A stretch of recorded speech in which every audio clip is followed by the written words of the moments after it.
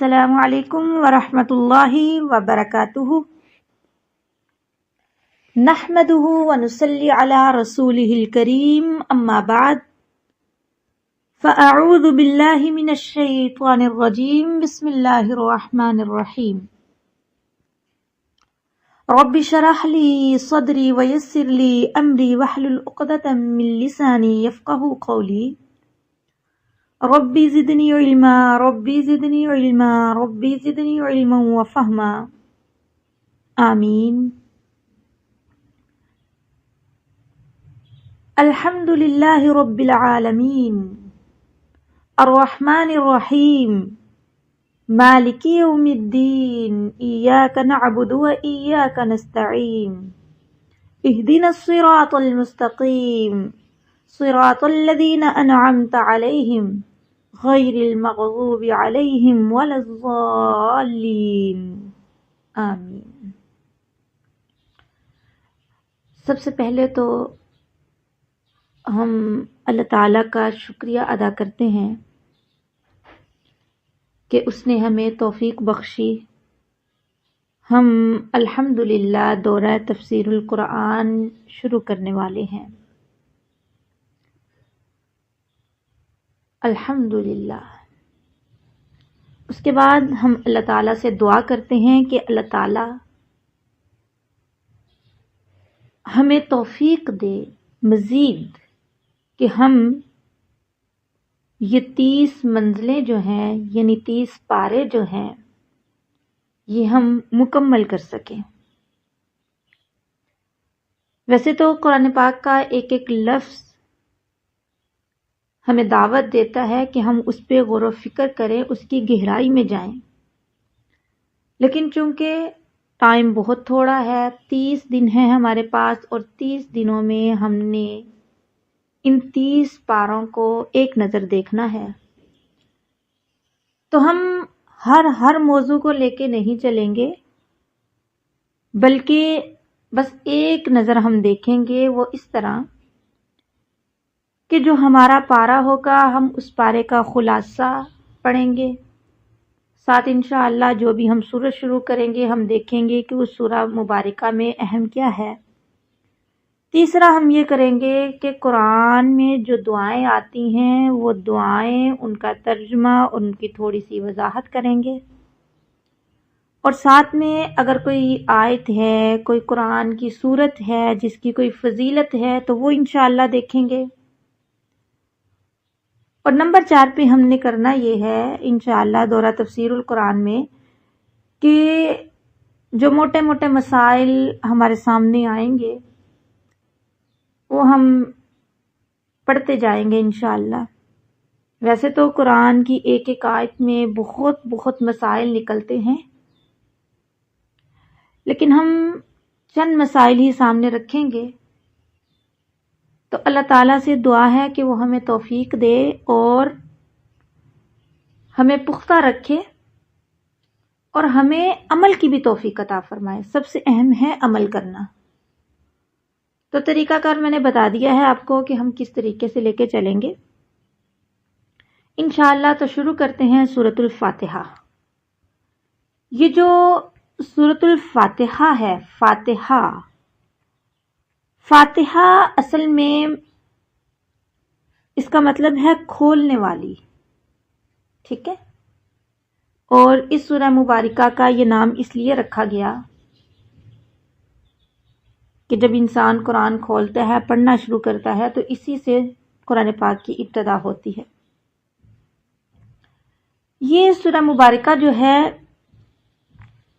اس کی جو فضیلت حدیث میں آئی ہے، اللہ کے نبی صلی اللہ علیہ وسلم کا فرمان ہے۔ آپ صلی اللہ علیہ وسلم نے فرمایا لا صلاۃ لمن لم یقرأ بفاتحۃ الکتاب،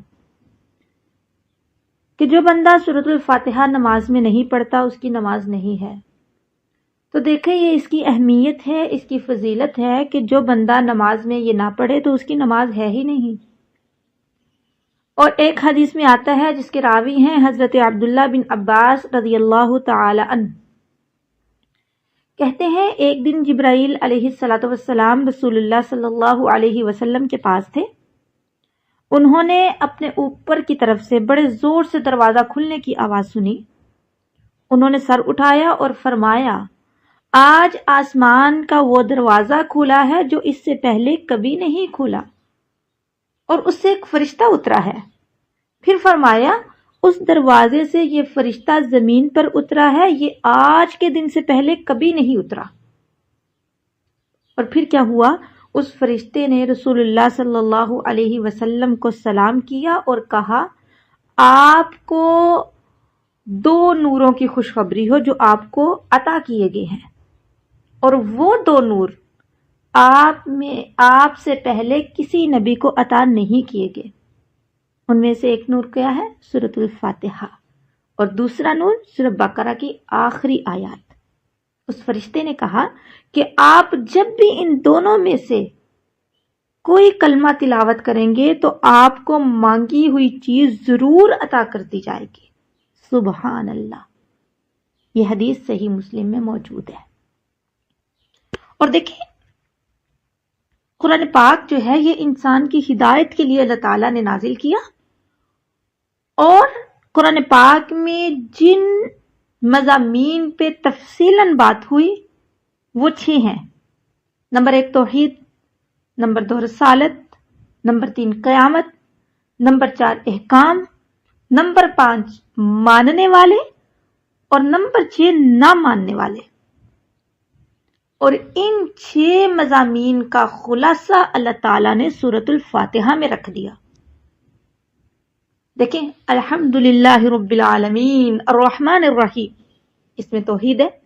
مالک یوم الدین، اس میں قیامت ہے. ایاک نعبد و ایاک نستعین، اس میں احکامات ہیں. صراط الذین انعمت علیہم، اس میں رسالت بھی ہے اور ماننے والوں کا بھی بیان ہے. غیر المغضوب علیہم ولا الضالین، اس میں نہ ماننے والوں کا بیان ہے. اور دیکھیں اس کی ابتدا کتنے پیارے الفاظ سے ہوئی. الحمدللہ رب العالمین، سب تعریفیں اللہ کے لیے ہیں جو رب العالمین ہے. الحمد، حمد. حمد کی حقیقت کیا ہے؟ حمد جب بندہ کہتا ہے نا الحمدللہ، صرف منہ سے نہیں کہنا، بلکہ جب یہ لفظ بولنا ہے، یہ جملہ بولنا ہے، تو حمد کی حقیقت یہ ہے کہ جس نے نعمت دی ہے اس کو بھی پہچانو، جو نعمت دی ہے اس پر راضی بھی رہو، اور اس اللہ نے جو نعمت دی ہے اس کو اللہ کی نافرمانی میں استعمال نہ کرو. یہ حمد کی حقیقت ہے. اور دیکھیں الحمدللہ رب العالمین، جب انسان کہتا ہے نا سب تعریفیں اللہ ہی کے لیے ہیں جو پالنے والا ہے سارے جہاں کا. کسی بچے کے اندر اچھی عادت ہونا تو انسان کہتا ہے یہ فلاں کا بچہ ہے، تو پھر اس بچے کی اتنی تعریف نہیں ہوتی، اس کے والدین کی زیادہ ہوتی ہے. بھئی فلاں کا بیٹا ہے، فلاں کی بیٹی ہے. تو سیم یہی معاملہ الحمدللہ رب العالمین. جب اللہ تعالیٰ نے یہ جملہ کہا نا الحمدللہ رب العالمین، سب تعریفیں اللہ ہی کے لیے ہیں جو رب العالمین ہے. جب رب العالمین کا لفظ آیا نا، سارے جہانوں کا پالنے والا، اصل میں رب عربی لغت کے اعتبار سے تربیت اور پرورش کرنے والے کو کہتے ہیں. اور تربیت کس کو کہتے ہیں؟ تربیت کہتے ہیں کسی چیز کو اس کی تمام ضروریات کی رعایت رکھتے ہوئے درجہ بدرجہ آگے بڑھایا جائے یہاں تک کہ وہ حد کمال کو پہنچ جائے. والدین اپنے بچوں کی تربیت کرتے ہیں، ہم کہتے ہیں تربیت کرتے ہیں، اپنے بچوں کے اندر اچھے اخلاق ڈالتے ہیں، اپنے بچوں کو پوری زندگی جینے کا سلیقہ سکھاتے ہیں. تو رب تو بہت بلند ہے. تو رب، جب ہم نے کہا الحمدللہ رب العالمین، الحمدللہ کے بعد ہم نے رب العالمین کا لفظ بولا، تو یقین جانے کیا ہوا کہ اس میں چاہے جتنی بھی لوگوں کی تعریف ہو، پھر بھی اشارہ کس کی طرف جاتا ہے؟ اللہ کی طرف. مثال کے طور پہ جیسے ہم نے کہا فلاں کا بیٹا بڑا اچھا ہے، فلاں کا بیٹا بڑا نیک ہے، تو والدین کی تعریف ہو گئی نا. جب ہم کہتے ہیں رب العالمین کے لیے ہر قسم کی تعریف ہے، تو اس میں دیکھیں بتایا گیا ہے کہ دنیا میں جہاں کہیں کسی کی تعریف کی جائے گی در حقیقت وہ اللہ ہی کی تعریف ہے. الحمدللہ رب العالمین. اور دیکھیں یہ جو جملہ ہے نا الحمدللہ رب العالمین، اگرچہ یہ حمد و ثنا کے لیے ہے، لیکن اس میں اللہ رب العزت کی ذات نے مخلوق پرستی کی بنیاد ہی ختم کر دی، اور بڑے پیارے انداز سے اللہ تعالیٰ نے توحید کی تعلیم دی. چھوٹا سا جملہ ہے، چھوٹا سا جملہ. انسان کا دماغ، مخلوق کا دماغ جتنا مرضی دنیا کی رنگینیوں میں الجھا ہوا ہو، جب انسان کہتا ہے الحمدللہ رب العالمین، تو ایک حقیقت ہوتی ہے جو انسان کو متوجہ کر دیتی ہے اللہ رب العزت کی ذات کی طرف، اور مخلوق پرستی کی جڑ کو کاٹ دیتی ہے. تو کتنے پیارے انداز سے اللہ تعالیٰ نے قرآن پاک کی ابتدا کی توحید کو سمجھایا، الحمدللہ رب العالمین. اگر آپ کسی کو دیکھ رہے ہیں بہت خوبصورت ہے، اس میں اس کا کیا کمال ہے؟ کمال تو اس کا نا جس نے بنایا.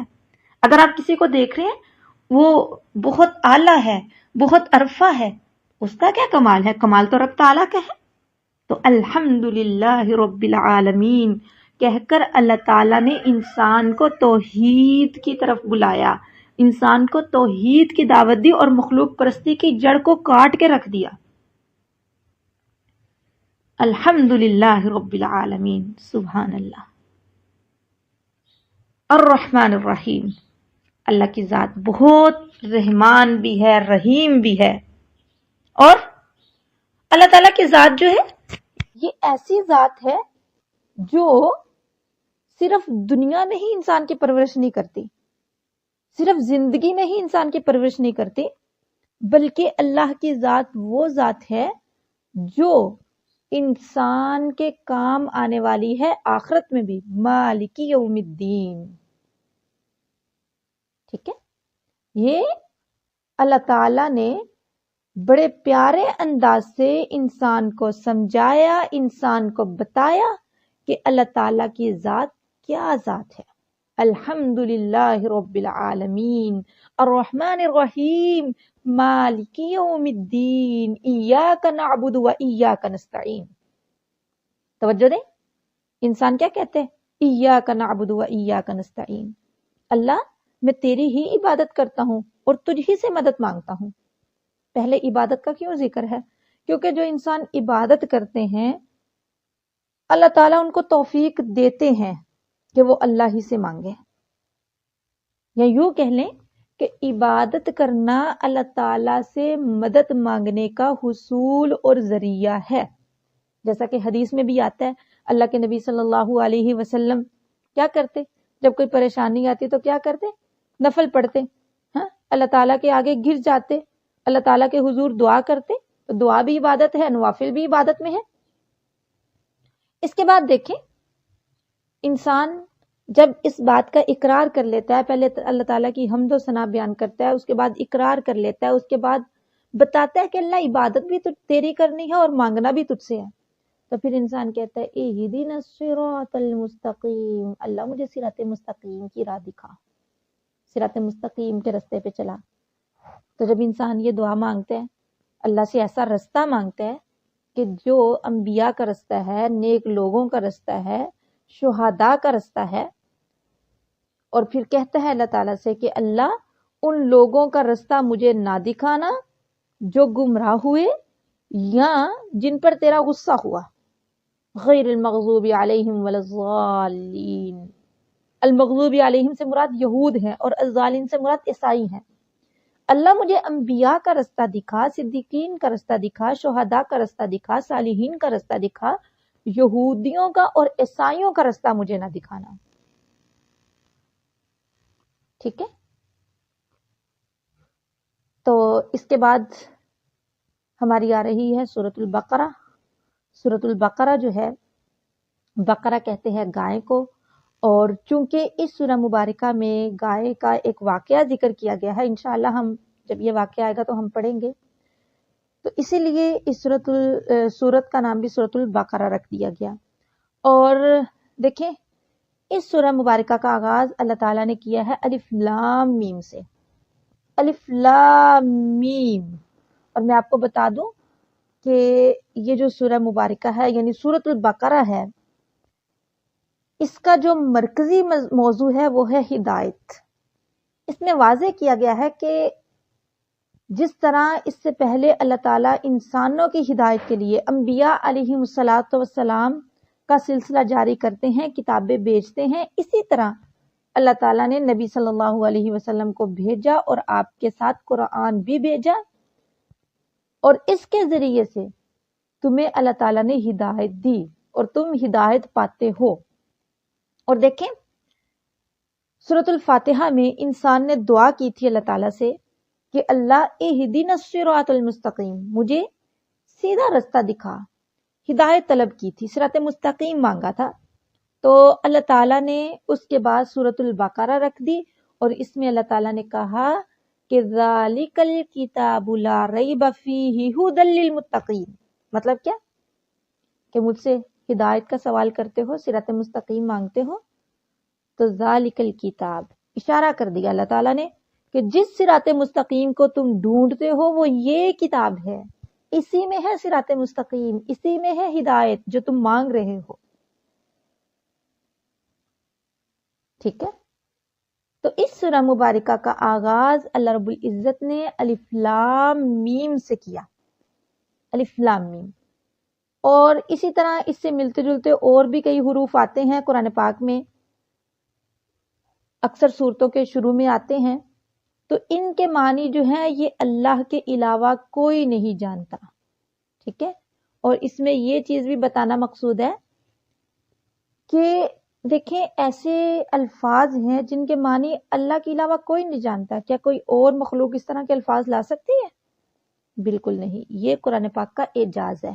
یہ جو حروف مقطعات ہیں نا، یہ قرآن پاک کا اعجاز ہے۔ اور اس کے بعد اللہ رب العزت فرماتے ہیں یہ کتاب ہے، اس میں کوئی شک نہیں، اس میں ہدایت ہے پرہیزگاروں کے لیے۔ توجہ دیں، اگرچہ قرآن پاک جو ہے، آپ کے ذہنوں میں سوال آتا ہوگا کہ اس میں یہ کہا گیا ہے کہ پرہیزگاروں کے لیے ہدایت ہے، یہ کیا بات ہوئی؟ حالانکہ ہدایت تو سب کے لیے ہونی چاہیے۔ بالکل، یہ سب کے لیے ہدایت ہے، لیکن یہاں پر یہ جو لفظ آیا ہے نا کہ ھدی للمتقین، خاص کر دیا ہدایت کو متقین کے لیے، مطلب یہ ہے ویسے تو قرآن پاک سب کی رہنمائی کرتا ہے، قرآن پاک سب کو سیدھا رستہ دکھاتا ہے، قرآن پاک سب کو اللہ کا رستہ دکھاتا ہے، صراط مستقیم دکھاتا ہے، لیکن اس قرآن سے فائدہ کون اٹھاتے ہیں؟ اس قرآن کے مطابق چلتے کون ہیں؟ اس قرآن پہ عمل کون کرتے ہیں؟ اس قرآن سے ہدایت والا رستہ صراط مستقیم ڈھونڈتے کون ہیں؟ للمتقین، پرہیزگار۔ ٹھیک ہے، ویسے تو یہ قرآن سب کے لیے ہدایت ہے، لیکن اس ہدایت سے فیض یاب ہوتے ہیں متقی لوگ۔ اور متقی کس کو کہتے ہیں؟ متقی جس کے دل میں تقوی ہو۔ اور تقوی کس کو کہتے ہیں؟ تقوی اس جذبے کا نام ہے کہ جب وہ جذبہ انسان کے دل میں پیدا ہو جائے تو انسان گناہوں سے بچے اور نیکیوں میں آگے بڑھے۔ تو اس کتاب سے فیض یاب کون ہوں گے؟ اس کتاب سے فائدہ کون اٹھائیں گے؟ وہ جو اہدنا الصراط المستقیم کی دعا ہے وہ کن لوگوں کے حق میں قبول ہوگی؟ ان لوگوں کے حق میں جن کے دل میں ایک ایسا جذبہ موجود ہے جو جذبہ انہیں نیکیوں پہ ابارتا ہے اور گناہوں سے روکتا ہے۔ اور پھر جس کے دل میں یہ جذبہ موجود ہے ان کی کچھ علامات ہیں، جیسا کہ وہ بن دیکھے مانتے ہیں، ایمان لاتے ہیں، ہم نے اللہ کو نہیں دیکھا، رسولوں کو نہیں دیکھا، کتاب کو نہیں، کتاب تو خیر ہمارے پاس موجود ہے، آخرت کے دن کو نہیں دیکھا، جنت جہنم کچھ نہیں دیکھا، لیکن کچھ دیکھے بنا مانتے ہیں کہ ہاں ہمارے نبی نے بتایا ہے، ہماری کتاب میں موجود ہے، یہ سب برحق ہے۔ پہلی صفت یہ ان کے اندر ہو، وَيُقِيمُونَ الصَّلَاةَ، دوسری صفت یہ کہ وہ نماز قائم کرتے ہوں۔ دیکھیں اللہ تعالیٰ نے قرآن پاک میں جہاں کہیں پہ بھی لفظ بولا، کہیں پہ بھی نماز پڑھنے کا لفظ نہیں بولا، نماز قائم کرنے کا بولا۔ اس میں اشارہ ہے اس بات کی طرف کہ نماز پڑھنا اور ہے، نماز قائم کرنا اور ہے۔ نماز پڑھنا کبھی پڑھ لی کبھی چھوڑ دی، کبھی ٹائم پہ پڑھی کبھی لیٹ پڑھی، ہاں جلدی پڑھ لی، یہ سارا کچھ آتا ہے نماز پڑھنے میں۔ اور نماز قائم کرنے میں کیا آتا ہے؟ نماز کو وقت پہ پڑھنا، سب نمازوں کو پڑھنا، اور نبی صلی اللہ علیہ وسلم کے بتائے ہوئے طریقے کے مطابق پڑھنا، ٹھیک ہے۔ اور تیسری صفت ان لوگوں کی کیا ہے؟ متقی جو لوگ ہیں کہ وہ اللہ کے دیے ہوئے میں سے خرچ کرتے ہیں۔ یاد رکھیں وَمِمَّا رَزَقْنَاهُمْ يُنْفِقُونَ، یہاں پر جو رزق کا لفظ ہے اس کا مطلب ہے دینا، جو ہم نے ان کو دیا۔ تو اللہ تعالیٰ نے جو بھی دیا، ضروری نہیں کہ اس کے اندر مال و دولت ہی آتا ہے، اس کے اندر علم بھی آتا ہے، اس کے اندر مال و دولت بھی آتی ہے، اس کے اندر ہر وہ چیز آتی ہے جو اللہ تعالیٰ نے آپ کو عطا کی اور آپ آگے تقسیم کر سکتے ہیں، ٹھیک ہے۔ جو بھی اللہ تعالیٰ نے آپ کو عطا کیا ہے آپ اسے آگے تقسیم کریں، آگے دیں، یہ متقیوں کی صفت ہے۔ اور متقیوں کی کیا صفت ہے؟ کہ وہ اللہ کی کتابوں پر ایمان لاتے ہیں، تورات، زبور، انجیل، قرآن پاک اور تمام صحیفوں پر ایمان لاتے ہیں۔ اور ان کی کیا صفت ہے؟ وَبِالْآخِرَةِ هُمْ يُوقِنُونَ، اور وہ آخرت پر بھی یقین رکھتے ہیں۔ اور یہ جو آخرت پر یقین رکھنا ہے نا، یہ ایک ایسا عقیدہ ہے جس کو ہم کہہ سکتے ہیں کہ یہ انقلابی عقیدہ ہے۔ جو اسلام کے عقائد ہے نا، ان عقائد میں یہ آخرت پر ایمان لانا ایک انقلابی عقیدہ ہے جس نے دنیا کی کایا پلٹ کے رکھ دی۔ یہی وہ عقیدہ ہے جس کی وجہ سے انسان کی ظاہری اور باطنی حالت جلوت خلوت میں یکساں ہوتی ہے۔ جو بندہ اس آخرت کے عقیدے پہ یقین رکھتا ہے وہ اس بات پہ بھی یقین رکھتا ہے کہ مکان کے بند دروازوں اور ان پر جتنی بھی زیادہ پہرے ہوں، رات کی تاریکیاں ہوں، جو کچھ بھی ہو، کوئی نہ کوئی مجھے دیکھنے والا ہے اور کوئی نہ کوئی میرا عمل لکھنے والا ہے۔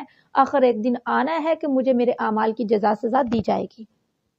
اور یقین جانے اگر کوئی بندہ اس عقیدے کو مان لے جس طرح ماننے کا حق ہے تو پھر نظارہ ہی الگ ہوتا ہے۔ ذرا جائیں وہ پرانے دور میں جائیں، اسلام کا ابتدائی دور، کیسا معاشرہ تھا؟ پاک باز معاشرہ۔ لوگ کافر مسلمانوں کے چال چلن دیکھ کر اسلام کے شدائی بن جاتے، تو وہ اتنا پیارا معاشرہ کیسے پیدا ہوا؟ یہی اسی عقیدے کی وجہ سے، عقیدہ آخرت، آخرت پر ایمان لانے کا عقیدہ۔ اور جو بندہ صحیح معنوں میں آخرت پر ایمان لاتا ہے پھر واقعی ہی اس کی دنیا بدل جاتی ہے، اور واقعی اس کے سوچنے کا انداز بدل جاتا ہے، اس کے ہر کام کا انداز بدل جاتا ہے۔ تو یہ متقی لوگوں کی صفت ہے کہ وہ آخرت پر بھی یقین رکھتے ہیں، ٹھیک ہے۔ کیا متقی لوگوں کی صفتیں ہیں؟ ایمان بالغیب، نماز قائم کرنا، اللہ کے دیے ہوئے میں سے خرچ کرنا، کتابوں پر ایمان لانا اور آخرت پر یقین رکھنا۔ اللہ رب العزت فرماتے ہیں جن لوگوں کے اندر یہ صفات موجود ہیں وہی لوگ ہدایت پر ہیں۔ تم مجھ سے مانگتے ہو اہدنا الصراط المستقیم، تم مجھے کہتے ہو اہدنا الصراط المستقیم، ہمیں سیدھا رستہ دکھا، تو اولئک علی ھدی من ربہم واولئک ھم المفلحون۔ یاد رکھو سیدھا رستہ چاہیے تو یہ والی صفتیں اپنے اندر پیدا کر کے ایک ایسا جذبہ اپنے دل میں پیدا کر لو جو تمہیں نیکیوں پہ ابارے، گناہوں سے روکے۔ جب یہ جذبہ تمہارے دلوں میں پیدا ہو گیا، یہ صفات تمہارے اندر پیدا ہوگی تو تم ہی ہدایت یافتہ ہو، اور جب تم ہدایت یافتہ ہو وَأُولَئِكَ هُمُ الْمُفْلِحُونَ تو پھر تم ہی کامیاب ہو۔ دل تو بہت کر رہا ہے ان آیتوں پہ ہم تفصیلاً بات کریں، بڑی مزے کی آیتیں ہیں لیکن ہمیں آگے جانا ہے انشاءاللہ۔ تو اس کے بعد دیکھیں اللہ رب العزت نے اس کے بعد ذکر کیا ایسے لوگوں کا جو کافر ہیں۔ یہاں بات تھی ان لوگوں کی جو متقی ہیں، ایمان والے ہیں۔ اب بات ہے آگے ان لوگوں کی جو کافر ہیں۔ کافر کفر سے ہے، کفر کے لفظی معنی ہے چھپانا، اور نہ شکری کو بھی کفر اس لیے کہتے ہیں کہ اس میں جو احسان کرنے والا ہوتا ہے نا اس کے احسان کو چھپایا جاتا ہے۔ اور اصطلاح شریعت میں جن چیزوں پر ایمان لانا فرض ہے ان میں سے کسی چیز کا انکار کر دینا کفر ہے، ٹھیک ہے۔ اللہ رب العزت فرماتے ہیں اے میرے نبی صلی اللہ علیہ وسلم آپ ان کو ڈرائیں یا نہ ڈرائیں ان کے لیے برابر ہے، یہ ایمان لانے والے نہیں ہیں۔ مطلب کیا کہ کفر کر کر کے، گناہ کر کر کے اب کیا ہوا، ان کے دلوں پہ مہر لگ چکی ہے، ان سے جو وہ نیکی کی توفیق ہوتی ہے نا وہ سلب کر لی گئی ہے۔ ایک حدیث میں بھی آتا ہے کہ جب انسان گناہ کرتا ہے تو ایک نقطہ لگ جاتا ہے، جیسے جیسے وہ گناہ کرتا جاتا ہے نقطے کا نشان بڑھتا جاتا ہے، اور ایک وقت ایسا آتا ہے کہ اس کا پورا دل سیاہ ہو جاتا ہے۔ سیم ان کی یہی کنڈیشن ہو گئی ہے کہ انہوں نے اتنے گناہ کیے، آپ کو اتنا ستایا، صحابہ کو اتنا تنگ کیا، اور اتنے انہوں نے گناہ کیے کہ اب ان کے دلوں پہ مہر لگ گئی ہے، اور ان سے گناہوں کی جو نیکیوں کی توفیق ہے وہ سلب کر لی گئی ہے۔ اب یہ ایمان لانے والے نہیں ہیں۔ تو اس آیت سے ہمیں یہ بھی پتہ چلتا ہے کہ گناہوں کی ایک دنیا میں سزا ملتی ہے، وہ ہے سلب توفیق۔ مطلب کیا؟ مطلب یہ ہے کہ نیکی کرنے کی صلاحیت جو ہے وہ سلب کر لی جاتی ہے، انسان نیکی نہیں کر پاتا۔ ٹھیک ہے، اور اس کے بعد اللہ رب العزت نے منافقین کا ذکر کیا۔ 3 طرح کے ہی لوگ ہیں، ایک مسلمان ہے، اللہ کے ماننے والے ہیں، ایک کافر ہیں، اور تیسرے جو ان دونوں کے بیچ میں ہے۔ زبان سے کہتے ہیں ہم ایمان لائے، لیکن دل میں ایمان موجود نہیں ہے۔ اللہ رب العزت فرماتے ہیں ایسے جو لوگ ہیں ان کو اللہ تعالیٰ بیماری میں اور بڑھا دیتے ہیں۔ اللہ کے نبی صلی اللہ علیہ وسلم کے دور میں ایسے لوگ بہت زیادہ تھے، مسلمانوں کے پاس جاتے تو کہتے ہم تمہارے ساتھ ہیں، کفار کے پاس جاتے تو کہتے ہم تمہارے ساتھ ہیں۔ ایسے لوگ ہی منافق ہیں۔ ٹھیک ہے، اللہ رب العزت فرماتے ہیں یہ ایسے کیوں کرتے ہیں؟ یہ اللہ کو اور ایمان والوں کو دھوکہ دینا چاہتے ہیں۔ فی قلوبہم مرض، ان کے دلوں میں بیماری ہے، شک کی بیماری۔ انہیں سمجھ ہی نہیں آتا کہ کیا حقیقت ہے۔ اگر انہیں پکا پتہ چل جائے واقعی یہی قرآن سچا ہے تو یہ اس کو مان لے، تو وہ جو شک کی بیماری ہے نا، اللہ نے ان کو ان کی اس بیماری میں اور بڑھا دیا۔ کیوں؟ اور ان کے لیے عذاب علیم بھی ہے۔ وجہ کیا ہے؟ بما کانوا یکذبون، کیونکہ وہ جھوٹ بولتے ہیں، جھوٹ کہتے ہیں۔ اچھا، یہاں پر نا ایک نقطہ نوٹ کریں آپ۔ ویسے تو جو منافقین تھے ان کے بہت زیادہ گناہ تھے، اور بہت زیادہ عجیب قسم کے گناہ تھے، بہت بڑے بڑے گناہ تھے، لیکن اللہ تعالیٰ نے یہاں پر یہ بات کہی کہ ان کے لیے عذاب علیم ہے۔ وجہ کیا بتائی؟ وجہ یہ ہے کہ وہ جھوٹ کہتے ہیں۔ اللہ تعالیٰ یہاں پر ان کے کسی اور گناہ کا بھی ذکر کر سکتے تھے، لیکن خاص اللہ رب العزت نے جھوٹ کا ذکر یہاں پر کیا۔ یہاں پر جھوٹ کی قباحت کو بیان کرنا ہے کہ گناہ تو ان کے اور بھی بہت ہیں، لیکن یہ جو ایک گناہ ہے نا ان کا جھوٹ بولنا، یہ گناہ بنا عذاب علیم کا۔ تو ہمیں یہاں پر اپنے گریبان میں جھانک کر دیکھنا ہے، ہمیں اپنی اصلاح کرنی ہے، ہمیں جھوٹ کے قریب نہیں جانا۔ ٹھیک ہے، ابھی ہم اس سے آگے والا رکوع دیکھتے ہیں۔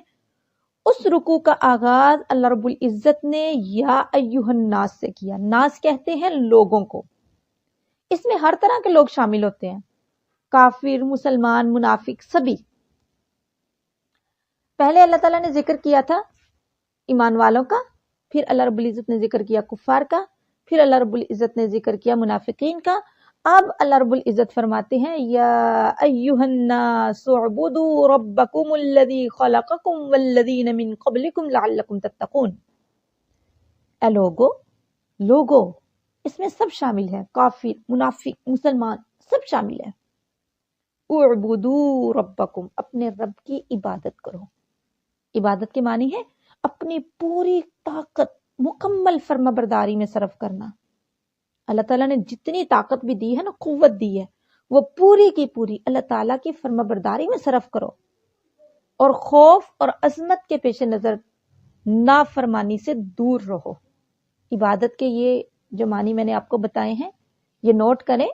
اپنی پوری طاقت کے ساتھ، پوری قوت کے ساتھ اللہ تعالیٰ کی فرما برداری کرنا، اور اللہ تعالیٰ کے خوف اور اس کی عظمت کے پیش نظر نافرمانی سے دور رہنا۔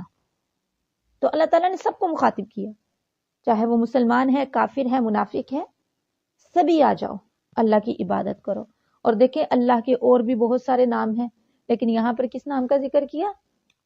رب کا ذکر کیا۔ کیوں؟ جب انسان پڑھے گا نا رب، تو اس کے دل میں آئے گا کہ جو اللہ اتنا کچھ کرنے والا ہے، میں اس کو چھوڑ کے کسی اور کے در پہ کیوں جاؤں؟ پھر مزید اللہ رب العزت نے فرمایا کہ وہ صرف تمہارا ہی رب نہیں بلکہ تمہارے بڑوں کا بھی رب ہے. دیکھیں کتنی باریکی کے ساتھ، کتنے پیارے انداز میں اللہ تعالیٰ نے دعوت دی. اللہ تعالیٰ ویسے بھی کہہ سکتے تھے تم اللہ کی عبادت کرو، لیکن باقاعدہ کہا کہ وہ رب کی عبادت کرو، وہ جس نے تمہیں پیدا کیا، تم سے پہلے لوگوں کو پیدا کیا.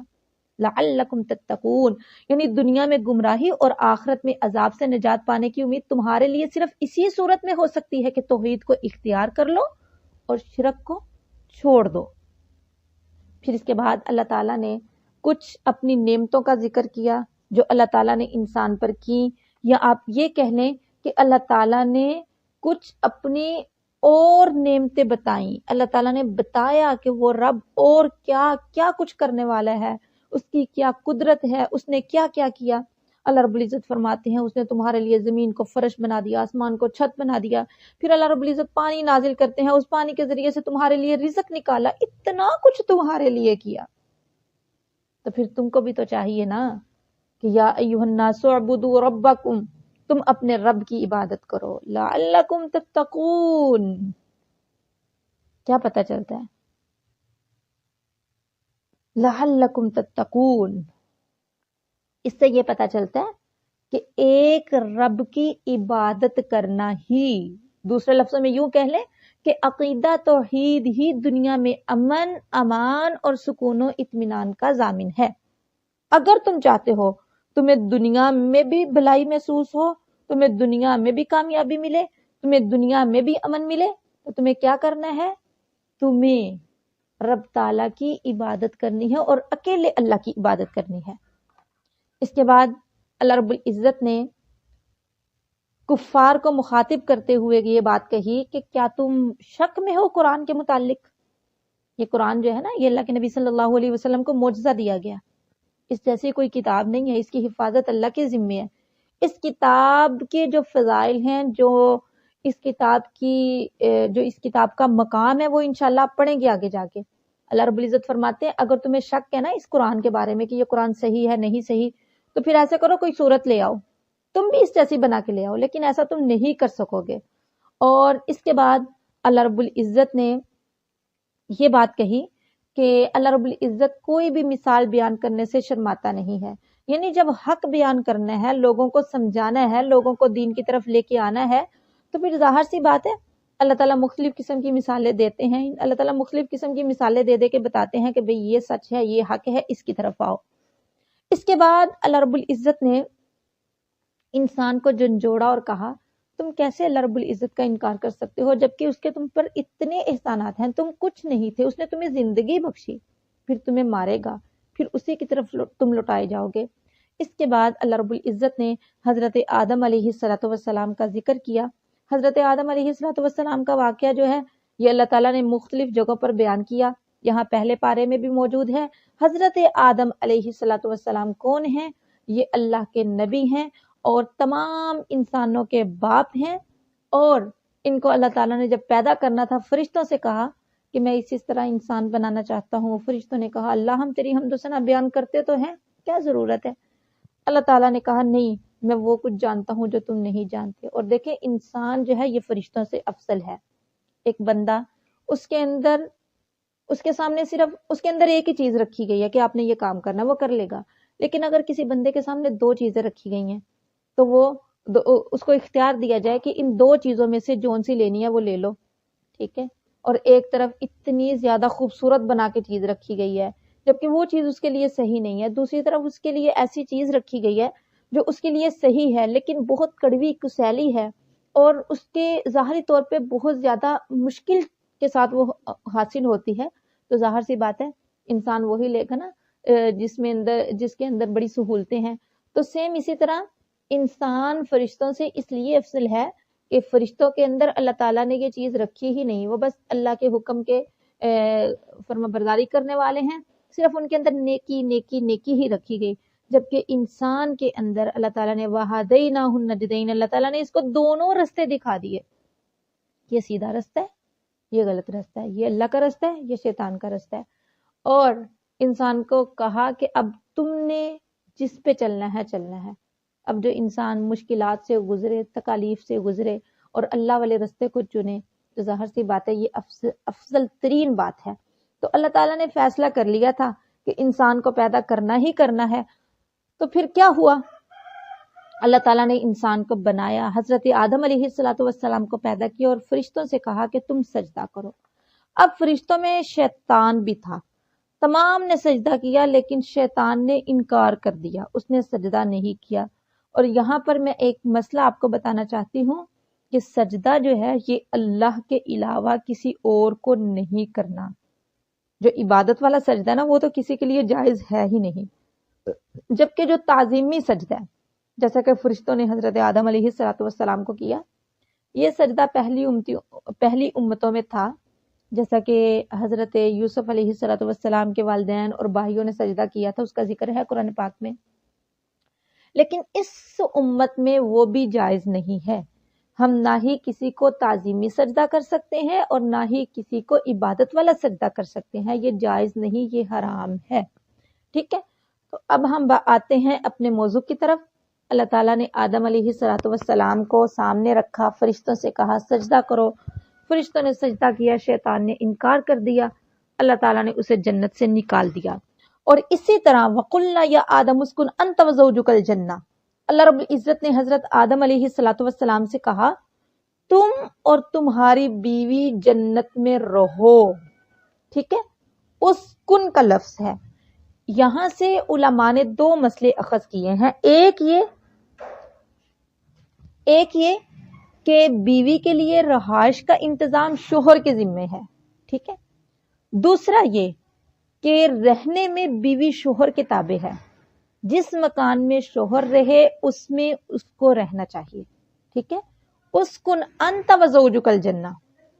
اور توجہ دیں، لفظ اسکن جو ہے اس میں اس بات کی طرف بھی اشارہ ہے کہ جنت میں جو ان کا قیام تھا وہ عارضی تھا، ہمیشہ والا نہیں تھا. کوئی کسی سے کہے نا تم یہاں رہو، مطلب کیا؟ یہ مکان تمہارے پاس ہے، تم یہاں پہ رہو. ٹھیک ہے، یہ پکا نہیں. لیکن جب کوئی کہتا ہے نا یہ تمہارا ہے، ٹھیک ہے، پھر پتہ چلتا ہے کہ یہ پکا میرا ہے. تو وہ ان کا جو قیام تھا وہ عارضی تھا. دائمی قیام وہ انشاءاللہ قیامت کے بعد ہوگا. اور اسی طرح اس میں دیکھیں اللہ رب العزت نے کہا تم جنت میں رہو، جو کرنا ہے کرو، جو کھانا ہے کھاؤ، لیکن ایک درخت ہے اس کے قریب نہیں جانا. وَلَا تَقْرَبَا هَٰذِهِ الشَّجَرَةَ، اس درخت کے قریب نہیں جانا. لیکن کیا ہوا؟ شیطان نے بہکایا، پھسلایا، تو حضرت آدم علیہ السلام نے اور اماں جی حوا نے وہ پھل کھا لیا، تو اللہ تعالیٰ نے ان کو بھی زمین پر بھیج دیا. اچھا، یہاں پر یہ جو لفظ بولا گیا نا وَلَا تَقْرَبَا هَٰذِهِ الشَّجَرَةَ، اس درخت کے قریب نہ جانا، مطلب یہ نہیں تھا کہ اس کے قریب جانا ہی نہیں، مطلب یہ تھا کہ اس کا پھل نہیں کھانا. ٹھیک ہے، آپ بات سمجھ رہے ہیں نا؟ تو احتیاطی حکم یہ دے دیا گیا کہ اس کے قریب بھی نہ جاؤ. اس سے اس بات کا پتہ چلتا ہے کہ بعض چیزیں ایسی ہوتی ہیں جو جائز ہوتی ہیں. قریب جانا جائز تھا لیکن پھل کھانا حرام تھا. تو کچھ کام ایسے ہوتے ہیں جو جائز ہوتے ہیں لیکن خطرہ ہوتا ہے کہ اگر ہم یہ کام کر لیں گے تو حرام کام ہم سے ہو جائے گا، اگر ہم نے یہ کام کر لیا تو ناجائز کام میں ہم مبتلا ہو جائیں گے. تو پھر کیا کرتے ہیں کہ پھر اس کام سے بھی روک دیا جاتا ہے جو جائز ہوتا ہے. ٹھیک ہے، تو اس لیے اس سے یہ مسئلہ ہمیں ملتا ہے. تو اللہ رب العزت نے کہا تم کھاؤ پیو لیکن اس درخت کا پھل نہیں کھانا. انہوں نے کھا لیا، اللہ تعالیٰ نے زمین پہ اتار دیا، اور اللہ رب العزت نے کہا کہ میری طرف سے ہدایت آئے گی انبیاء کی صورت میں، کتابوں کی صورت میں. تو جو بندہ ہدایت کی پیروی کرے گا، ہدایت کو مانے گا، اس کے لیے تو فلا خوف علیہم ولا هم یحزنون، نہ ان پر خوف ہوگا اور نہ ہی وہ غمگین ہوں گے. لیکن کچھ ایسے لوگ ہوں گے جو ہدایت کو نہیں مانیں گے، تو پھر کیا ہوگا؟ ایسے لوگ جہنم کا ایندھن بنیں گے. ٹھیک ہے، اللہ تعالیٰ نے تبھی حضرت آدم علیہ السلام سے کہہ دیا. اور دیکھیں اس میں جو آیت آئی ہے نا کہ فلا خوف علیہم ولا هم یحزنون، اصل میں خوف آئندہ پیش آنے والی کسی تکلیف، مصیبت، ٹھیک ہے، تکلیف اور مصیبت کے اندیشے کا نام ہے خوف. اور حزن کسی مقصد اور مراد کے فوت ہو جانے سے پیدا ہونے والا جو غم ہوتا ہے اس کو کہتے ہیں حزن. خوف کہتے ہیں آئندہ پیش آنے والی کسی تکلیف اور مصیبت کو، اور تکلیف یا مصیبت کے اندیشے کو. اور حزن کہتے ہیں مقصد اور مراد کے فوت ہو جانے سے پیدا ہونے والے غم کو. تو اگر انسان غور کرے تو ظاہر سی بات ہے جب انسان دنیا میں ہے تو اس دنیا کی زندگی کو گزار رہا ہے، خوف ہوتا ہے ایسا نہ ہو ایسا نہ ہو، ایک اندیشہ آتا ہے نا دل میں، کہیں ایسا نہ ہو جائے، یہ نہ ہو جائے، وہ نہ ہو جائے. اور بعض اوقات ایسا ہوتا ہے کہ کچھ آپ نے کرنا تھا وہ آپ سے ہو نہیں سکا، کچھ آپ کو ملنا تھا وہ آپ کو مل نہیں سکا، تو پھر ایک غم سا پیدا ہو جاتا ہے، دل پریشان سا ہو جاتا ہے. تو اللہ رب العزت نے یہاں پر ایمان والوں کی ایک اور صفت بیان کر دی کہ فمن تبع ہدایا فلا خوف علیہم ولا هم یحزنون. اشارہ کر دیا اس چیز کی طرف، اللہ تعالیٰ نے اشارہ کر دیا کہ یہ جو چیز ہے نا، مقصد یا مراد کے فوت ہو جانے کا غم، ٹھیک ہے، تو یہ چیز اللہ تعالیٰ کے جو ولی ہوتے ہیں ان کے اندر نہیں ہوتی. اس میں ایک تو اللہ تعالیٰ نے یہ چیز بتائی کہ جو اللہ کے ولی ہیں، ہدایت کی پیروی کرنے والے ہیں، وہ اس غم سے آزاد ہیں. دوسرا اللہ تعالیٰ نے تھوڑا سا یہاں پر یہ بھی بتایا کہ قیامت والے دن جو ایسے لوگ ہیں جن کے پاس ہدایت آئی، انہوں نے اس کے مطابق اپنی زندگیوں کو ڈھالا، اس کے مطابق اپنی زندگیوں کو چلایا، قیامت والے دن ایسے لوگوں پہ، ایسے متقی لوگوں پہ نہ کوئی خوف ہوگا نہ کوئی غم ہوگا. مطلب کیا کہ تب کوئی تکلیف یا مصیبت آنے کا اندیشہ نہیں ہے قیامت میں، آخرت میں، جنت میں. اور اسی طرح ایسا بھی نہیں ہوگا کہ کوئی انسان کا مقصد تھا، کوئی مراد تھی تو وہ فوت ہو جائے، ایسا کچھ نہیں ہوگا. ٹھیک ہے. تو اس کے بعد اللہ رب العزت نے بنی اسرائیل کا ذکر کیا. بنی اسرائیل حضرت یعقوب علیہ الصلوۃ والسلام کی اولاد کو کہا جاتا ہے. بنی مطلب بیٹے، اسرائیل مطلب یہ لقب ہے حضرت یعقوب علیہ الصلوۃ والسلام کا. اور بنی اسرائیل پہ اللہ تعالیٰ کی اتنی زیادہ نعمتیں تھیں کہ انتہا کی نعمتیں تھیں. آپ کو خود اندازہ ہوگا جب آپ قرآن پاک کا مطالعہ کریں گے، بہت زیادہ ان پر نعمتیں تھیں، احسانات تھے. لیکن کیا ہوا؟ انہوں نے اللہ تعالیٰ کی نعمتوں کی قدر نہ کی، نہ شکری کی، اور کفر کی طرف آگے بڑھے. تو اللہ تعالیٰ نے یہاں پر چند چیزوں کا ذکر کیا ہے جو اللہ تعالیٰ نے ان سے کہا تھا کہ تم نے ایسے ایسے کرنا ہے، یا اللہ تعالیٰ نے کچھ چیزیں ان سے کہی تھی کہ تم نے ایسے ایسے نہیں کرنا. اس میں ہم ایک لفظ کو دیکھتے ہیں. اللہ تعالیٰ نے ان سے کہا تھا پہلے کافر نہ بننا. ٹھیک ہے، کافر بننا، بعد میں بنے پہلے بنے، بات تو ایک ہے.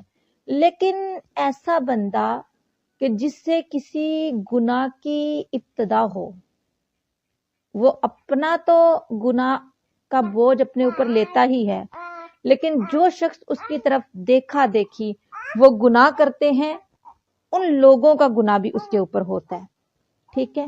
تو اس لیے کوشش یہ کیا کریں کہ آپ ایسا کوئی بھی گناہ نہ کریں کہ اس گناہ کا بھی آپ پہ بوجھ ہو، اور ساتھ ساتھ وہ جو لوگ آپ کی طرف دیکھ کے گناہ کرتے ہیں ان کا بوجھ بھی آپ کے اوپر ہو. اسی طرح یہاں پر اللہ رب العزت نے ذکر کیا ہے کہ یہ جو ہے صبر طلب کرنا، جیسے کہ اللہ رب العزت نے فرمایا نا کہ وَاسْتَعِينُوا بِالصَّبْرِ وَالصَّلَاةِ، مدد چاہو صبر کے ساتھ، صبر کرو. ٹھیک ہے، اگر تمہیں اللہ تعالیٰ کی مدد چاہیے تو صبر کرو، نماز پڑھو.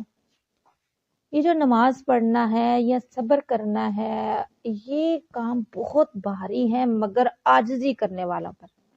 آپ دیکھیں گے کہ ایک بندہ نماز کو سادے سے انداز میں پڑھتا ہے، کوئی اس میں خشوع و خضوع نہیں ہے، تو وہ بڑا بے صبرا سا ہوتا ہے بنسبت اس کے جو بندہ صحیح معنوں میں نماز پڑھتا ہے، خشوع و خضوع کے ساتھ نماز پڑھتا ہے، تو وہ بندہ صابر بھی زیادہ ہوتا ہے، بہت صابر ہوتا ہے وہ.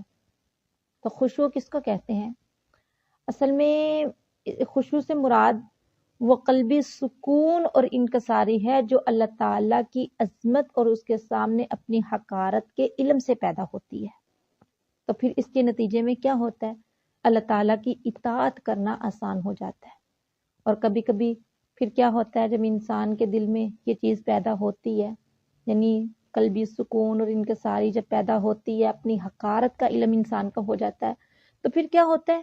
اس کے آثار جو ہوتے ہیں نا وہ بدن پر بھی ظاہر ہو جاتے ہیں، جیسا کہ با ادب ہونا، عاجزی انکساری والا ہونا، ٹھیک ہے۔ تو یہ جو عاجزی انکساری کے ساتھ نماز پڑھتے ہیں نا، اللہ رب العزت فرماتے ہیں ان پر یہ نماز پڑھنا یا مدد حاصل کرنا صبر کے ساتھ یہ کوئی مشکل کام نہیں ہے، ٹھیک ہے۔ اس کے بعد اللہ رب العزت نے ذکر کیا بنی اسرائیل کے حوالے سے ہی کہ کچھ نعمتیں تھیں جو اللہ تعالیٰ نے ان پر کیں، جیسا کہ ان کو تورات دی، حضرت موسیٰ علیہ السلام کو نبی بنا کر بھیجا۔ اسی طرح ان میں سے کچھ لوگ تھے، انہوں نے کہا کہ ہم خود جانا چاہتے ہیں، دیکھنا چاہتے ہیں کہ اللہ تعالیٰ کیسے ہم کلام ہوتا ہے حضرت موسیٰ سے۔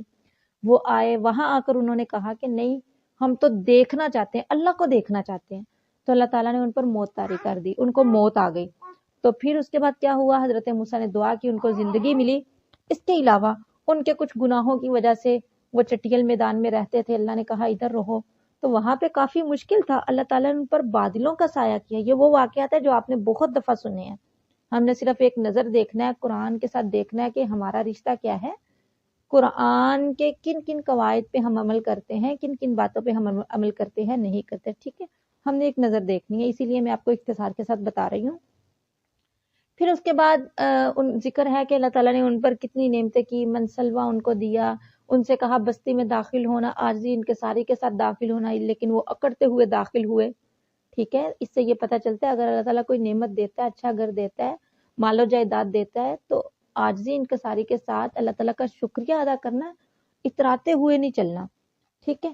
تو اس کے بعد کیا ہوا، اس کے بعد ان کے پاس پانی نہیں تھا چٹیل میدان میں، انہوں نے نبی موسیٰ سے کہا، حضرت موسیٰ علیہ السلام نے ان کے لیے دعا کی اور اللہ تعالیٰ نے چشمے جاری کر دیے۔ جتنی قوم کے اندر جتنے حضرت موسیٰ کی قوم میں جتنے قبیلے تھے، سب کا الگ الگ چشمہ جاری ہو گیا۔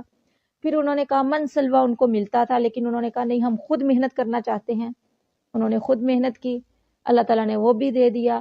پھر بعد میں کیا ہوا، اللہ تعالیٰ نے ان سے کہا تورات پہ عمل کرنا، لیکن انہوں نے تورات پہ عمل نہ کیا۔ ان سے کہا تھا ہفتے کے دن تم نے مچھلیاں نہیں پکڑنی، اس کو اللہ تعالیٰ کی عبادت کے ساتھ مخصوص کر دو۔ تو انہوں نے کیا کیا، ہیلا سازی سے کام لیا۔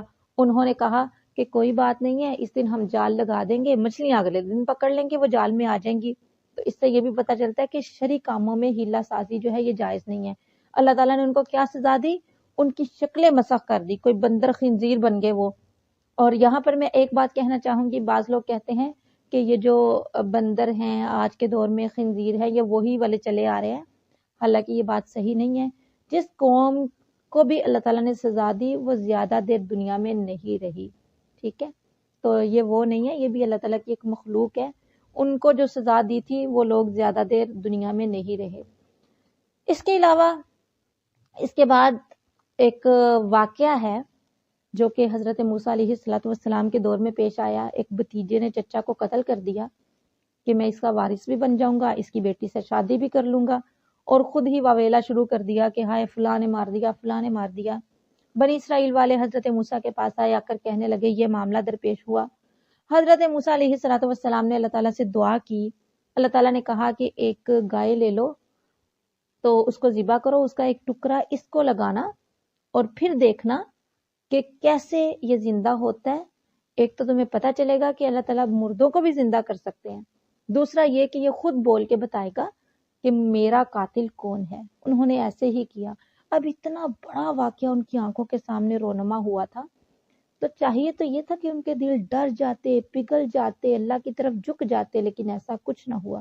اللہ فرماتے ہیں ثم قست قلوبکم من بعد ذلک فہی کالحجارۃ او اشد قسوہ، ان کے دل تو پتھروں سے بھی زیادہ سخت ہو گئے۔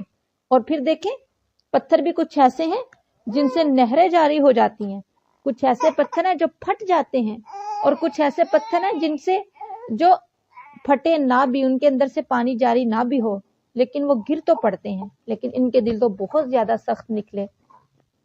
اس کے بعد اللہ رب العزت نے بتایا کہ میں نے بنی اسرائیل سے کچھ وعدے کیے تھے۔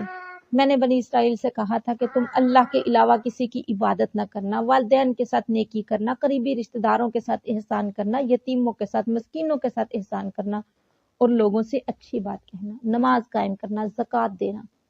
لیکن کیا ہوا؟ ان باتوں پہ بہت کم لوگوں نے عمل کیا. ایک بات یاد رکھیں، یہ جو باتیں ہیں یہ صرف بنی اسرائیل کے لیے نہیں ہے، یہ ہمارے لیے بھی ہیں. والدین کے ساتھ نیکی کرنا، صرف اللہ کی عبادت کرنا، قریبی رشتہ داروں کا خیال رکھنا، مساکین کا، یتیموں کا خیال رکھنا. وَقُولُوا لِلنَّاسِ حُسْنًا، اور سب سے اہم کیا ہے؟ حسن اخلاق کا مظاہرہ کرنا. ٹھیک ہے، وَقُولُوا لِلنَّاسِ حُسْنًا، لوگوں سے اچھی بات کہنی ہے، اچھی بات کہنی ہے. حضرت طلحہ بن عمر کہتے ہیں، میں نے حضرت عطا سے کہا کہ میرے پاس کچھ ایسے لوگ آتے ہیں جو فاسد عقیدے والے ہوتے ہیں، میرے مزاج میں تھوڑی تیزی ہے، تو کیا میں ان سے سخت بات کہہ دوں؟ یا بعض اوقات ایسے ہوتا ہے میں کہہ دیتا ہوں. تو حضرت عطا نے فرمایا ایسا نہ کرو، کیونکہ اللہ تعالیٰ کا حکم ہے وَقُولُوا لِلنَّاسِ حُسْنًا، لوگوں سے اچھی بات کہو. تو اس میں یہودی، عیسائی سب داخل ہیں. اور ہمارا رویہ کیسا ہوتا ہے؟ وَقُولُوا لِلنَّاسِ حُسْنًا، دوسروں کے ساتھ اچھی بات کرنی نہیں کرنی، ہم تو اپنے مسلمانوں کو بھی معاف نہیں کرتے. اس کے بعد دیکھیں آیت نمبر 102 دیکھیں، اس میں ایک واقعہ کا ذکر ہے. واقعہ اس طرح ہے کہ اللہ کے 2 فرشتے تھے جو بابل شہر میں اترے لوگوں کی آزمائش کے لیے، اور مقصد تھا لوگوں کا آزمانا کہ لوگ دین کی طرف رہتے ہیں یا پھر ان کی اطاعت کر لیتے ہیں. تو وہ اترے، وہ لوگوں کو جادو وغیرہ سکھاتے تھے، لیکن جس کو سکھاتے اس کو یہ کہہ بھی دیتے کہ بھئی یہ جو جادو سیکھنا ہے، یہ سارے معاملات جو ہے یہ کفر ہیں، ایسے نہ کرو. لیکن لوگ پھر بھی ایسے کرتے تھے. تو اللہ رب العزت فرماتے ہیں ان کا یہ کہنا ہے کہ حضرت سلیمان علیہ السلام جادو کرتے تھے، وہ کافر ہوئے، انہوں نے کفر کیا. جبکہ ایسا کچھ نہیں تھا، حضرت سلیمان تو اللہ کے نیک بندے تھے. یہ جو سلیمان علیہ السلام کی بادشاہت میں جو شیطان پڑھتے تھے، یہ یہودی خود اس کی پیروی کرنے والے تھے، یہ خود جادو سیکھنے والے تھے، اور یہ حضرت سلیمان علیہ السلام پہ الزام لگاتے ہیں. تو اللہ رب العزت فرماتے ہیں وَمَا هُمْ بِضَارِّينَ بِهِ مِنْ أَحَدٍ إِلَّا بِإِذْنِ اللَّهِ، کہ وہ جو جادو تھا نا، وہ جادو کے ذریعے کسی کو نقصان نہیں پہنچاتے تھے مگر اللہ کے حکم کے ساتھ. مطلب کیا؟ کہ اللہ کے حکم کے بغیر جادو نہیں چلتا. اچھا، یہاں پر میں یہ بات کہنا چاہوں گی کہ جو جادو ہے وہ اثر کرتا ہے. اللہ کے نبی صلی اللہ علیہ وسلم پر بھی جادو ہو گیا. بعض بڑے پکے عقیدے والے ہوتے ہیں، کہتے ہیں جادو جودو کچھ نہیں ہوتا. جادو ہوتا ہے، لیکن عقیدہ کیا ہونا چاہیے؟ بِإِذْنِ اللہ، اللہ کی اجازت کے ساتھ. اللہ کی اجازت کے بغیر جادو اثر نہیں کرتا. ٹھیک ہے؟ اور جادو سیکھنا، سکھانا، یہ والے معاملات کرنے، جادوگروں کے پاس جانا، یہ سب کچھ کفر ہے اس آیت کی روح سے. ٹھیک ہے؟ اس کے علاوہ ہم چلتے ہیں آگے تھوڑا سا. اس میں دیکھیں مساجد کے حوالے سے بات کی گئی ہے. اللہ رب العزت فرماتے ہیں وَمَنْ أَظْلَمُ مِمَّنْ مَنَعَ مَسَاجِدَ اللَّهِ أَنْ يُذْكَرَ فِيهَا اسْمُهُ وَسَعَى فِي خَرَابِهَا أُولَٰئِكَ مَا كَانَ لَهُمْ أَنْ يَدْخُلُوهَا إِلَّا خَائِفِينَ لَهُمْ فِي الدُّنْيَا خِزْيٌ وَلَهُمْ فِي الْآخِرَةِ عَذَابٌ عَظِيمٌ. یہ آیت نمبر 114 ہے. اس میں اللہ رب العزت فرماتے ہیں اس بندے سے بڑا ظالم کون ہو سکتا ہے جس نے روکا اللہ کی مساجد میں جانے سے. یعنی جو بندہ اللہ کی مساجد میں جانے سے روکتا ہے. یاد رکھیں اس میں صرف یہ نہیں کہ بیت اللہ یا جو بیت المقدس ہو گیا، مسجد حرام ہو گئی یا مسجد نبوی ہوگی، نہیں، تمام مساجد جو ہیں وہ اہمیت کی حامل ہیں. ان کے احکام و مسائل، احکام بھی ہیں، مسائل بھی ہیں، فضائل بھی ہیں. اور جو اللہ کی مسجدیں ہیں ان کی عظمت کا تقاضا یہ ہے کہ جو شخص بھی ان میں داخل ہو وہ ان کی عظمت کی وجہ سے خشوع و خضوع کے ساتھ داخل ہو. اس آیہ مبارکہ سے ہمیں یہ پتہ چلتا ہے کہ مسجد میں ذکر اور نماز سے روکنے کی جتنی بھی صورتیں ہیں وہ سب کی سب ناجائز اور حرام ہیں. ایک تو واضح لفظوں میں انسان روک دینا بھی نہیں وہاں پہ جانا. ٹھیک ہے، کسی کو وہاں نماز پڑھنے سے روک دے، تلاوت سے روک دے، یہ وہ. اور دوسرا یہ ہوتا ہے کہ انسان خود مسجد میں شور شرابہ کرے، ایسا ماحول بنا کے رکھے کہ لوگ وہاں پر آئے ہی نہ. ٹھیک ہے، تو نہیں روکنا کسی طریقے سے. ظاہری صورتیں، باطنی صورتیں سب کی سب حرام ہیں. مسجدوں کو ویران کرنے کا حکم نہیں ہے، مسجدوں کو آباد کرنے کا حکم ہے. ٹھیک ہے، تو یہاں پر ہم نے سمجھا ہے مساجد کی اہمیت، مساجد کی فضیلت اور مساجد کا جو ادب و احترام ہے. اس کے بعد ہم دیکھتے ہیں حضرت ابراہیم علیہ الصلوۃ والسلام کے واقعہ کی طرف آتے ہیں۔ حضرت ابراہیم علیہ الصلوۃ والسلام کو اللہ رب العزت نے کچھ آزمائشیں ان کی، یوں سمجھ لیں کہ ان کو کچھ پرچے دیے کہ آپ نے یہ کرنے ہیں، حل کرنے ہیں، ان کا امتحان لیا۔ تو یقین جانیں حضرت ابراہیم علیہ الصلوۃ والسلام ہر پرچے میں نمبر 1، 100% نمبر حاصل کیے الحمدللہ۔ اور دیکھیں اللہ تعالیٰ نے پھر مقام کیا دیا، اللہ تعالیٰ نے کہا کہ چونکہ ہر پرچے میں تم اول ہو تو خلیل اللہ کا لقب دے دیا۔ اور پھر اللہ رب العزت نے چنا حضرت ابراہیم علیہ الصلوۃ والسلام کو اپنا گھر تیار کرنے کے لیے، اپنا گھر بنانے کے لیے۔ اللہ رب العزت نے کہا میرا گھر بناؤ، میرا گھر تیار کرو، بیت اللہ کی بنیاد رکھو، بیت اللہ کو بناؤ۔ اور حضرت ابراہیم علیہ الصلوۃ والسلام اپنے بیٹے کو لے کر چلے گئے، وہاں پر بنانا شروع کر دیا، اس کی جو بنیادیں تھیں ان کو تعمیر کرنا شروع کر دیا۔ تو اللہ رب العزت نے جو چیز حضرت ابراہیم علیہ الصلوۃ والسلام نے بنائی اس کو درست کیا۔ اللہ رب العزت فرماتے ہیں کہ میں نے اس گھر کو پھر کیا کر دیا، مثابۃ للناس و امنا، مثابہ، میں نے اس گھر کو یہ فضیلت بخشی کہ لوگ بار بار چاہیں گے۔ جو بندہ نہیں نہ جاتا وہ کہتا کاش میں چلا جاؤں، کاش میں چلا جاؤں، اور جو جاتا ہے وہ کہتا ہے میں بار بار جاؤں۔ یہ بیت اللہ کے مسجد حرام کی یہ خصوصیت ہے، اور اللہ تعالیٰ نے اس جگہ کو امن والا بنا دیا۔ مطلب کیا کہ اس جگہ کو اللہ تعالیٰ نے امن و امان والا بنا دیا، جو چیز بھی وہاں پہ ہوگی، انسان ہو، جانور ہو، یا کچھ بھی ہو، درخت کچھ بھی ہو، ہر چیز امن میں ہے، کسی کا کوئی کچھ نہیں اکھاڑ سکتا۔ اور اللہ رب العزت نے کتنی شان بخشی، وہ جو پتھر تھا نا جس پہ حضرت ابراہیم علیہ الصلوۃ والسلام نے قدم رکھا اور بطور معجزہ اس پہ نشان پڑ گیا، اور جس کو تعمیر بیت اللہ کے وقت حضرت ابراہیم علیہ الصلوۃ والسلام نے استعمال کیا، اللہ رب العزت نے فرمایا وَاتَّخِذُوا مِن مَّقَامِ إِبْرَاهِيمَ مُصَلًّى، اس مقام ابراہیم کو تم کیا کرو، نماز پڑھنے کی جگہ بنا لو۔ اور یہ پھر لازم ہے کہ جب بھی انسان طواف کرتا ہے تو 2 رکعتیں لازمی وہاں پر پڑھے گا۔ اس کے علاوہ اللہ رب العزت نے حضرت ابراہیم علیہ الصلوۃ والسلام کو حکم دیا طَهِّرْ بَيْتِیَ، میرے گھر کو پاک صاف رکھو، ظاہری نجاست سے بھی اور باطنی نجاست سے بھی۔ یہاں پہ کوئی شرک، حسد، بغض، کینہ، تکبر، غرور کچھ نہیں ہونا چاہیے، اور اسی طرح ظاہری طور پہ بھی پاک صاف رکھنا ہے۔ اور یہ جو حکم ہے طَهِّرْ بَيْتِیَ، یہ تمام گھروں کے لیے ہے، اللہ تعالیٰ کے جتنے بھی گھر ہیں سب کو پاک صاف رکھا جائے گا۔ اور اس کے بعد اللہ تعالیٰ نے حضرت ابراہیم علیہ الصلوۃ والسلام سے کہا کہ آپ اس گھر کو بنائیں۔ جب حضرت ابراہیم علیہ الصلوۃ والسلام نے بنایا، کچھ دعائیں کی، تو اللہ تعالیٰ نے کہا نہیں، یہ جو خلافت ہے نا، یہ جو چیز ہے امامت ہے، یہ صرف تیری اولاد میں رہے گی، جو لوگ میری نہیں مانیں گے، میرا حکم نہیں مانیں گے، ان لوگوں تک یہ نہیں جائے گی۔ پھر حضرت ابراہیم علیہ الصلوۃ والسلام نے احتیاطاً کہا کہ اللہ ٹھیک ہے، پھر جو نیک لوگ ہیں ان کو یہ سب کچھ دینا، ساری عشاشیں دینا، سہولتیں دینا۔ اللہ تعالیٰ نے کہا نہیں، ساری سہولتیں جو دنیا کی ہیں وہ میں سب کو دوں گا، لیکن آخرت کی سہولتیں خاص مسلمانوں کے لیے ہوں گی۔ حضرت ابراہیم علیہ الصلوۃ والسلام، حضرت اسماعیل علیہ الصلوۃ والسلام کیا کرتے جا رہے ہیں، بیت اللہ بناتے جا رہے ہیں، اللہ کا گھر بناتے جا رہے ہیں، ساتھ ساتھ دعائیں کر رہے ہیں، ربنا تقبل منا، ربنا تقبل منا، ربنا تقبل منا، اللہ ہم سے قبول کر لے، ہم سے قبول کر لے۔ تو ادھر حضرت ابراہیم علیہ الصلوۃ والسلام نے یہ پیغام دیا، ہمیں یہ سکھایا کہ اپنے نیک عمل پر بھروسہ اور قناعت نہ کریں، بلکہ ساتھ ساتھ اللہ تعالیٰ سے دعائیں بھی مانگتے رہیں۔ ربنا وجعلنا مسلمین لک، حضرت ابراہیم علیہ الصلوۃ والسلام نے دعا کی اللہ ہمیں مسلمان بنا دے۔ تو دیکھیں جو مسلمان بنانے کی دعا تھی، حضرت ابراہیم علیہ الصلوۃ والسلام تو پہلے ہی مسلمان تھے، لیکن پھر یہ دعا کرنا، ٹھیک ہے، اطاعت و فرما برداری کی یہ دعا کرنا کہ اللہ ہم دونوں کو، جو ہم بنا رہے ہیں، ہم دونوں کو فرما برداری کی طرف لے آ، فرما بردار بنا لے۔ تو اس سے یہ پتہ چلتا ہے کہ انسان جیسے جیسے آگے بڑھتا جاتا ہے اللہ تعالیٰ کی معرفت بھی بڑھ جاتی ہے، اتنا ہی اس چیز کا احساس بھی بڑھ جاتا ہے کہ پتہ نہیں ہم سے وفاداری صحیح معنوں میں ادا ہو رہی ہے یا نہیں ہو رہی۔ یہی وجہ تھی ربنا وجعلنا مسلمین لک، اللہ ہمیں مسلمان بنا دے۔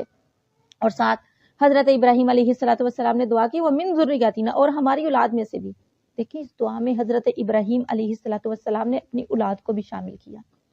تو ہم کیا کرتے ہیں؟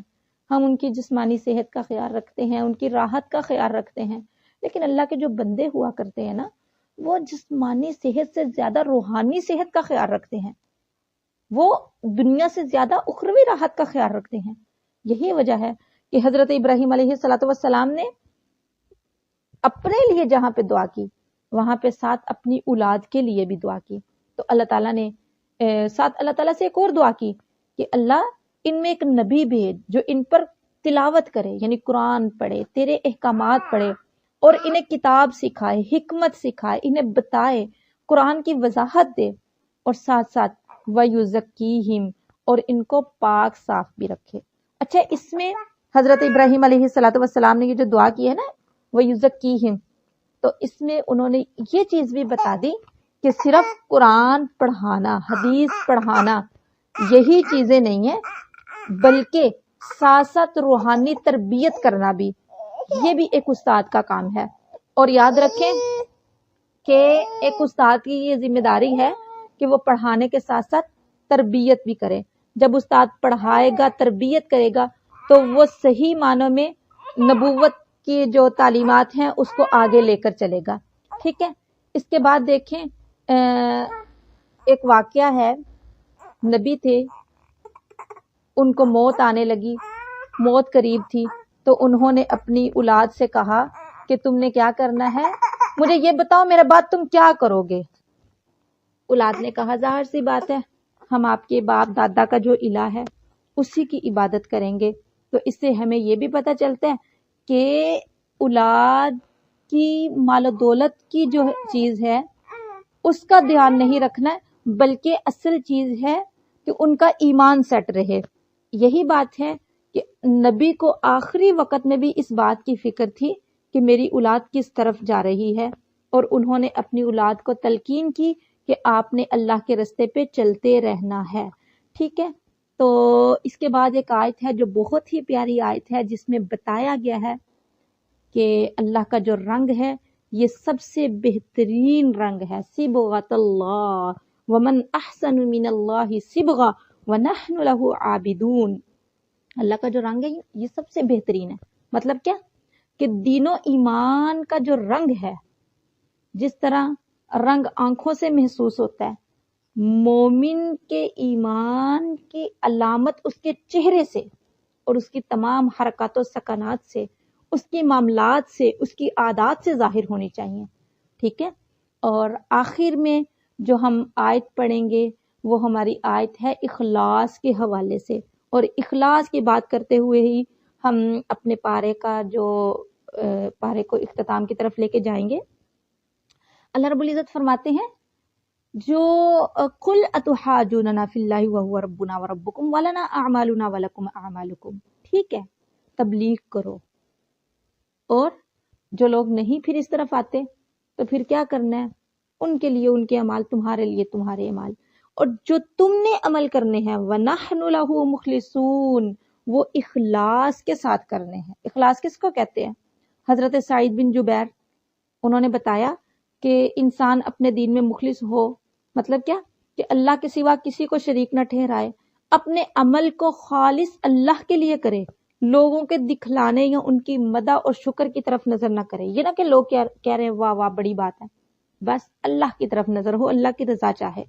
اور بعض نے کہا ہے کہ اخلاص جو ہے یہ ایک ایسا عمل ہے جس کو کوئی نہیں پہچان سکتا. یہ وہ عمل ہے جو بندے اور اللہ کے درمیان میں ایک راز ہے. تو ہمیں آج کے اس پارے سے بہت زیادہ معلومات حاصل ہوئی. پہلا پارا تھا اور الحمدللہ ہم نے پہلے پارے میں ہی بہت کچھ سیکھا، عملی اعتبار سے بھی سیکھا، اختصار کے ساتھ سیکھا. ایک نظر ہماری اس پہلے پارے پہ پڑی کہ اس میں کیا کیا چیزیں بیان کی گئی ہیں. بس اب آخر میں ہم اللہ تعالیٰ سے دعا کرتے ہیں کہ وہ ہمیں صحیح معنوں میں عمل کرنے کی توفیق عطا فرمائے اور ہمارے لیے یہ منزل آسان بنا دے. ربنا تقبل منا انک انت السمیع العلیم وتب علینا انک انت التواب الرحیم وصلی اللہ علی النبی وآلہ وصحبہ اجمعین برحمتک یا ارحم الراحمین.